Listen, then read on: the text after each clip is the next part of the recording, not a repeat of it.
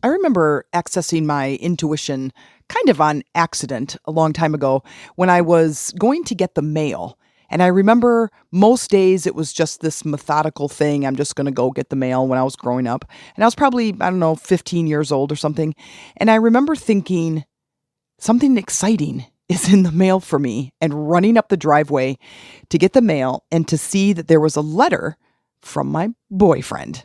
So, accessing your intuition is a fun and exciting thing, but also understand that this can be a relationship that you develop. Let's figure that out today. I want to talk about my journey as well as giving you some really, really good ways to easily access your intuition. Let's go. Welcome to Phoenix Rising, a superior podcast for all of your transformative tools for personal and spiritual growth. Let's go get that nugget. I'm sure that everyone here can go back in time, looking at the timeline of your life and going, yeah, I made certain decisions based on how I felt versus what I thought. I chose not to do this thing because it didn't feel right. Well, that is your intuition. And so many of us are stuck in the world where we're mentally trying to make our way through. And mental energy is really supposed to be very short-lived, but I'll get into that in a minute. But our emotional state is our spiritual state. It is our internal compass that lets us know if we're on track or not. If we're going in the right way. It's just like driving on a sunny day on a great road where there's not a lot of traffic. It's very easy, it's very flowing, it's easy, okay? And when we are not on track and things are difficult and hard, that tells me a couple of different things. One, it tells me either we're going in the wrong direction or we need to release some things that don't work for us. We need to let some things go. And when I look at mental energy versus emotional energy or logic versus intuition, is which one is greater at making us move? Well, the emotion is. And when I look at that, I go, if I follow that more, will I get to where I'm going? Will I find my goals? Will I be able to live the life that I want to live? And the answer is yes, because I feel like when I tap into my intuition, I'm tapping into a higher power and a higher perspective that I can't see down here with my logic. Intuition is not logical, and your logic is not emotional.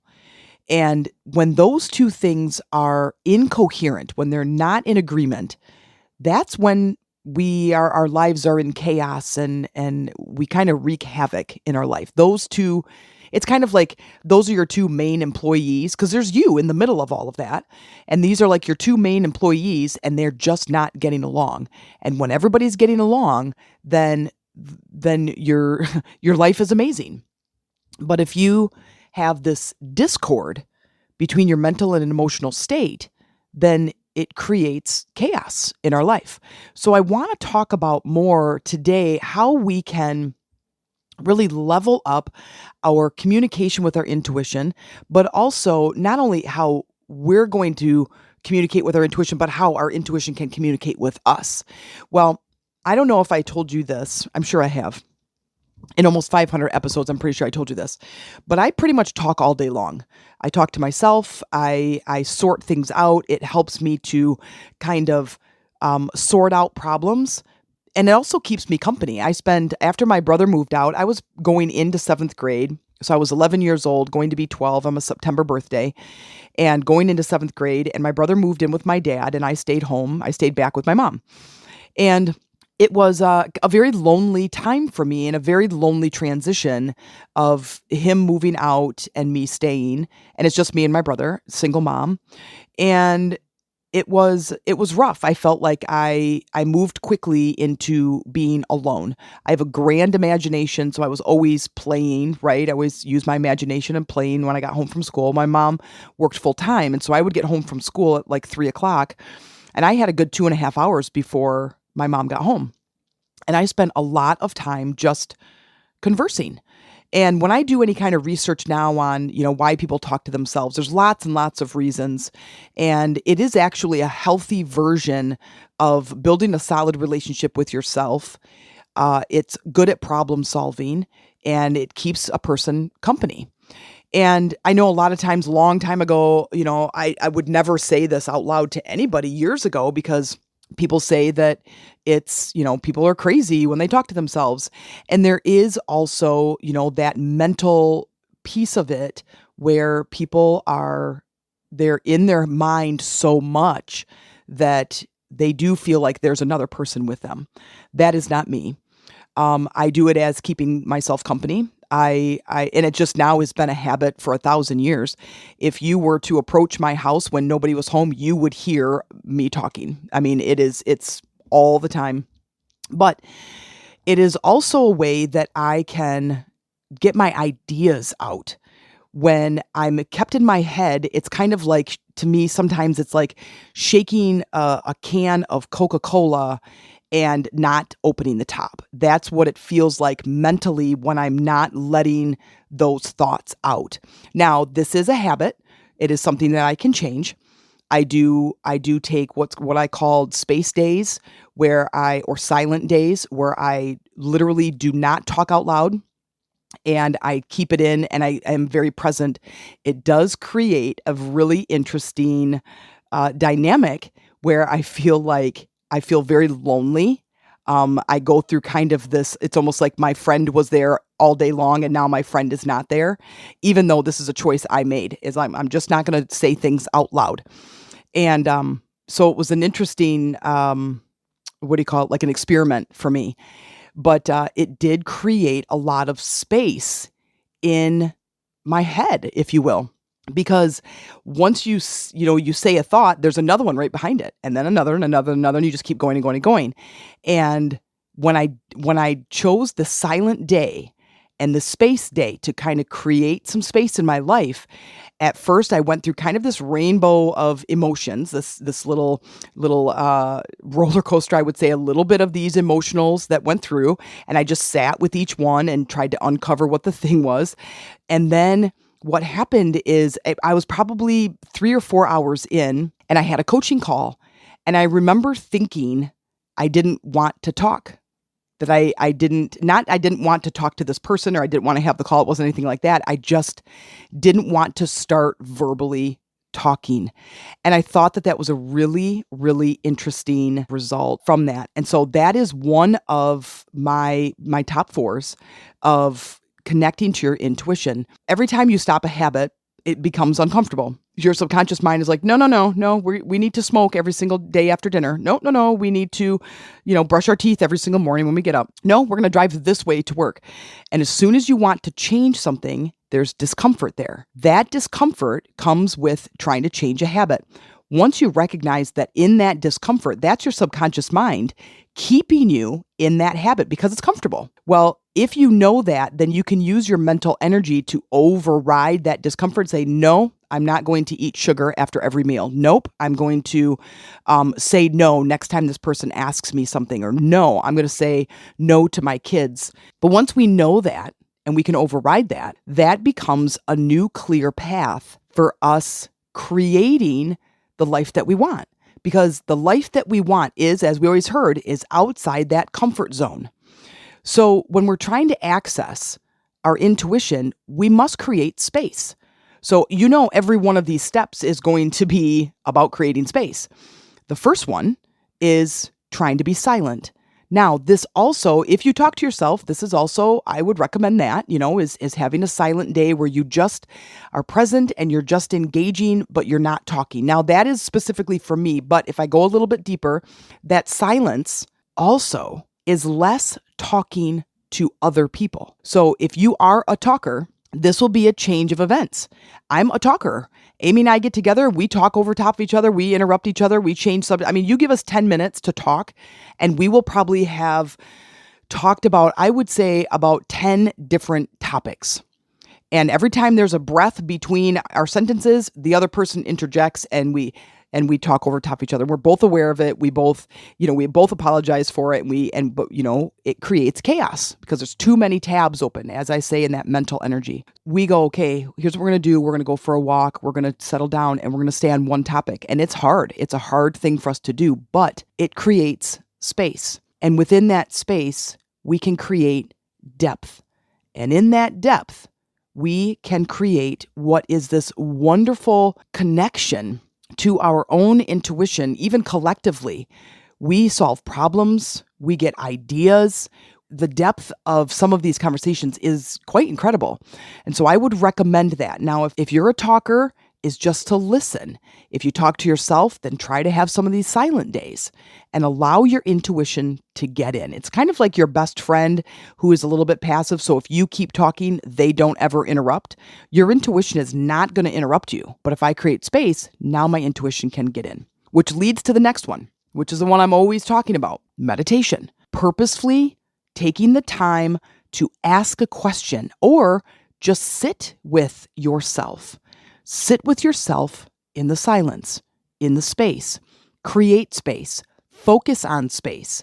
You will hear, if you listen to any guided meditations and they're new, like they're coming out new 2023, 2024, you will hear a lot more meditations where there is more silence in the meditations or the teacher is talking about focusing on space.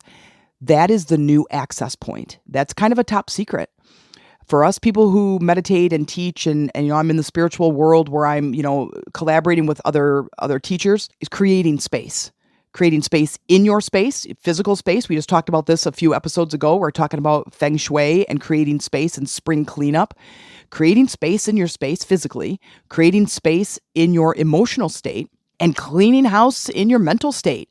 We are a high anxiety, chaotic, technological, distracted, nobody has focus or concentration anymore. Well, there's too many things in that space. You got too many things rattling around in your head. Let's take some things out. Focus on one thing at a time. Slow down with the things that you're doing. It isn't about packing in 500 things in your day to check off your list. It's about creating space. Most of the people that I talk to now in my groups or my coaching program they're just like, I want more peace. I want more, I want more harmony. I want more calm. You're going to do that by taking things out of that space. Meditation will help with that. The next is please, please, please, I can't even emphasize this enough, is to take time off of technology and to unplug. Go somewhere, go for a walk, go out someplace and put the phones over there and go over there and go away from them. Don't turn the TV on. Don't turn your iPad on. Turn your phone off. Don't have music, and just be in that space. What's going to happen is your body is going to, first your body's going to become uncomfortable and you're going to be like, oh, you're going to have a question. You're like, oh, let me just go get my phone and I'll Google that. Oh yeah, I forgot to call that person. Oh yeah, I got to text back my son and tell him that there's no baseball tonight, blah, blah, blah. Don't do it. Just relax.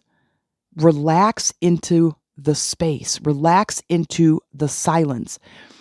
Most people at this point are like, Jen, you are full of crap. I'm not going to do it. And I'll go, okay, listen, your physical body can't handle stress for very long. In the whole scope of your life, it cannot handle it for very long. And when you are pushing yourself to the brink, your physical body is going to retaliate and you are going to create disease. You're going to create it. I guarantee you that is the path. When you go down this road and you keep going through stress and you keep pushing your body in that way and your mental energy is leading and you are not allowing space in your life, you will create disease. And that, unfortunately, is a guarantee. So please unplug, turn the technology off. And then the last step, get in nature. Go outside.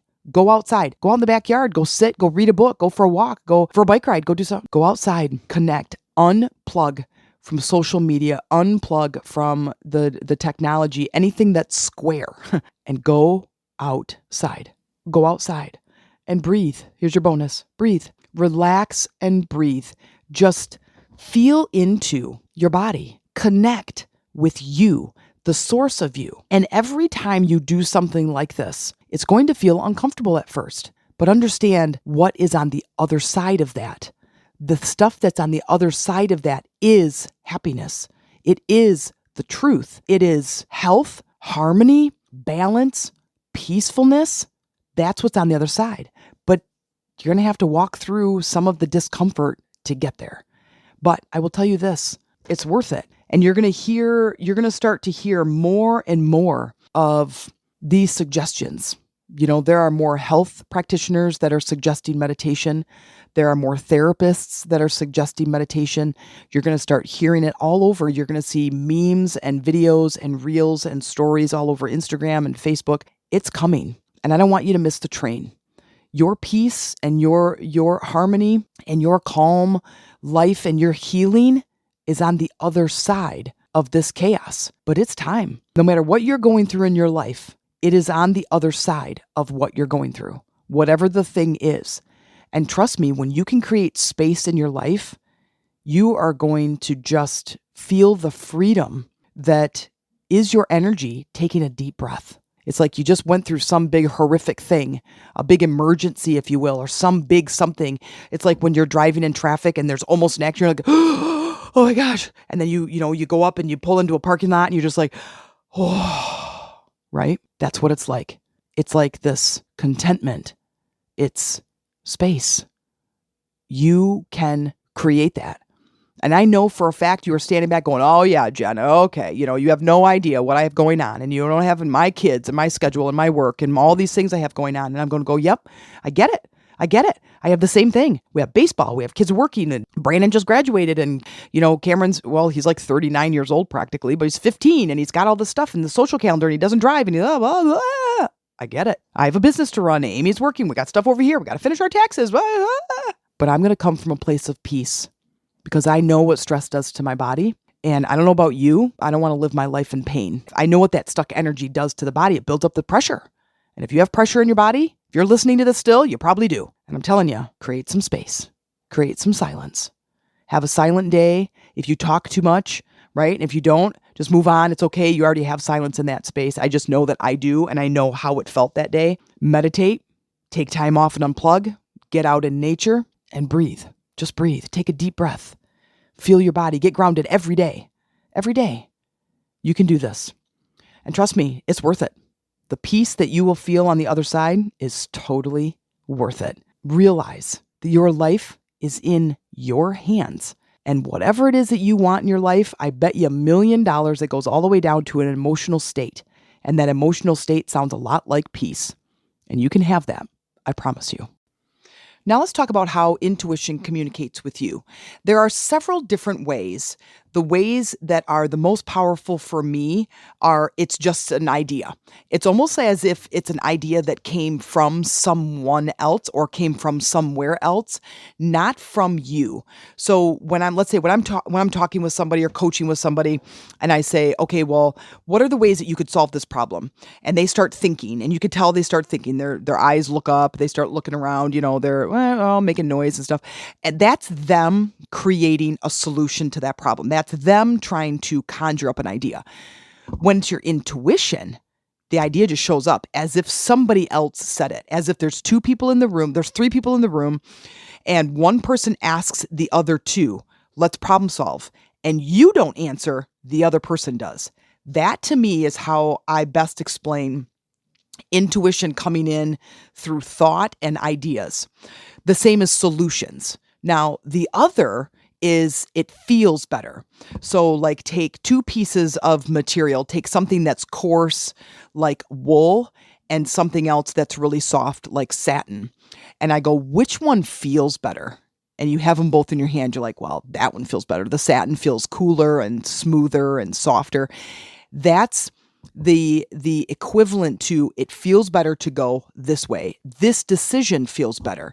Now, the other is when you get like physical sensations.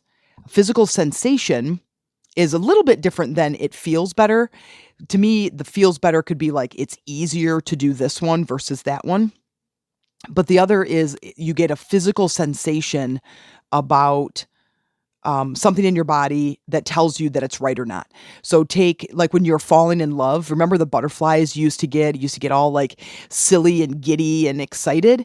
That's a good sensation versus somebody is setting you up for marriage and it's this big gross guy who's fat and gross and whatever, yucky, doesn't have all his teeth, his hair's greasy, he smells bad, and they're like, "We're going to have you marry him," and you like feel like you're about to throw up. That doesn't feel good. Those are physical sensations. When I take these three and I say, "Okay, let's see how intuition will show up to you." Take something extreme in your life and try to make a decision about it. Like, let's say you're in this beautiful, wonderful relationship and you say, "Okay, I'm going to get divorced." And even as I say that out loud, because I am in a beautiful, wonderful relationship and I say it out loud as an example, I can feel this sickness immediately in my stomach. That's the physical sensation. So do something like that. Say something like a big decision. You're in your dream house. You're like, "Okay, I'm going to sell my house." And then now, how do you feel? Does it feel like the right move? How does it feel? And then try on ideas. I want an idea of like, here's my living room. What can I do different to my living room to make it feel more spacious? And then you have to be quiet. Now, I mostly say that to myself because I'm the one who talks out loud all the time. But then listen, let your intuition bubble to the surface. Now, first timers, please hear me. If you've never practiced this before, if you've never worked with your intuition before, if you've never done any of this work, but you're really curious, please be patient. It is going to take a little bit. It's kind of like I say, your intuition could be a little shy. You have to be patient. You can't come in strong and go, "Oh, well, I gave her 3 seconds and she didn't answer me, so screw it. This doesn't work." Just be patient. You have it. He or she is in there idle, waiting for you to pay attention. But now you have to develop the relationship. So those would be the other steps that I was talking about, is creating some space. Create some space for that relationship to show up. Okay? Now, let's talk about ways you can communicate.